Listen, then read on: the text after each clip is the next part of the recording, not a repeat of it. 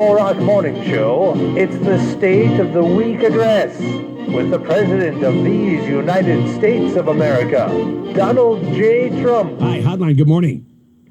Pedro, happy 6 de Mayo, and congratulations on 13 years of not having a hangover on May 6th. Hey, well, thanks. I appreciate you paying attention like that. Good morning. Good morning, gang. Hey, we need to make this fast. I have giant murder hornet and hurricane season coming up. I got to flip a coin and see which one needs my attention more after reopening the economy. Yeah, the murder hornets from Asia, they do not sound like something we want to deal with here, right?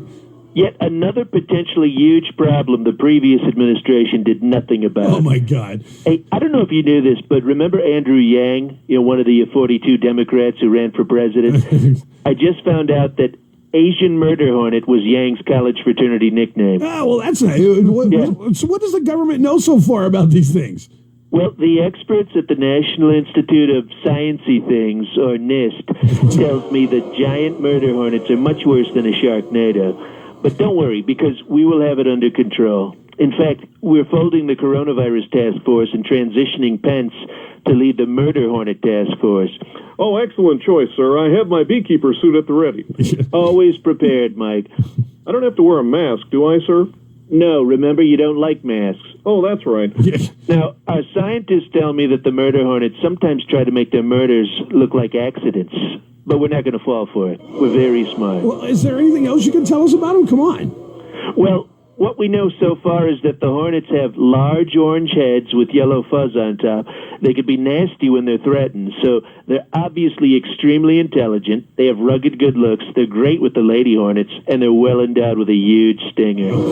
Your Grace, let me just add that although many of the listeners, including the First Lady, may not think that a 2-inch long flying insect with an orange head could do that much damage, make no mistake, sir, I believe it can. Well, thank you, Mike. And I can guarantee you it's a lot larger than 2 inches, believe me. Hey, well, earlier you mentioned reopening the economy. So what are your thoughts about how the states are slowly reopening, some a little later than others? Look, I'm extremely nonpartisan about this, Pedro. I'm letting each state that supported me in the last election take every precaution they think is necessary and all the extra time they need. But in all seriousness, we have to reopen our country because I've seen the data and I've been looking at the models. Actually, I haven't seen the data, but I have been looking at the models, and I like the curvy ones. I really do. It's the flattened ones. I mean, I know they're supposed to be good, but look, did I mention we need to reopen? Oh, yeah, you did earlier, yeah. Even Italy has started to reopen. In fact, Italy's even started to gradually reintroduce their hands while talking. Wait, did you know that? No, I didn't. Look, we got to get back to business. Lots of people want to get back on the golf courses, back to work, and back to my campaign rallies. They tell me all the time. I will tell you, things are getting better each day. They really are. I mean, Melania only cried once yesterday, so we're making lots of progress, bigly progress. Yeah, oh, good. So we caught your town hall at the Lincoln Memorial Sunday night on Fox News with you and Brett Baer and Martha McCallum. And you noticed that I observed social distancing during that town hall. Did you see that? Yeah, I did. 6 feet apart, maybe even more.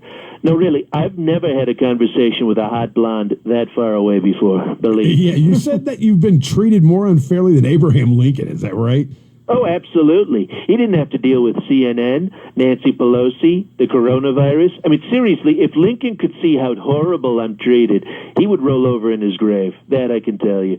But in all fairness, I've gotten better seats at the theater. Oh, my God. Well, you also defended your coronavirus response during the town hall from Fox, and by saying that Dr. Fauci told you it's not going to be a big deal. Excuse me, I wasn't defending anything. Everybody knows that I acted very, very quickly when it came to the virus.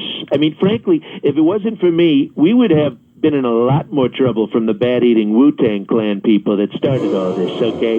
And that is exactly what little Fauci told me. He said, Mr. President, you're very handsome, your tan looks very natural, and the coronavirus is not going to be a big deal. In that order, he said that. Good. Well, speaking of Dr. Fauci, you told everybody this week that the coronavirus task force is ending. Is that true?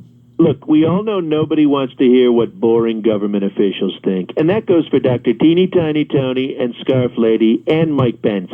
It's an honor to be included in such esteemed company, sir.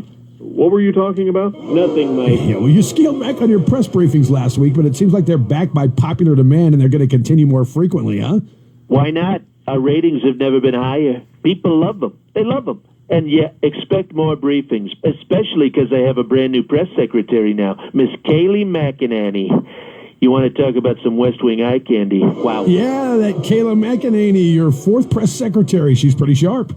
She's amazing. I mean, she has a law degree from Harvard. You knew that, right? Yeah. Very smart girl. And the thing that really impressed me the most was, according to her official bio, she's actually packing D-cups. D-cups. Wow. I couldn't believe it. I thought maybe a 36C at best, but we looked into it. Nope, it's a D-cup. Unbelievable. She's probably the sexiest press secretary I've had since Sean Spicer. Yeah, all right, well, that's all the time we got. Thanks for calling this morning.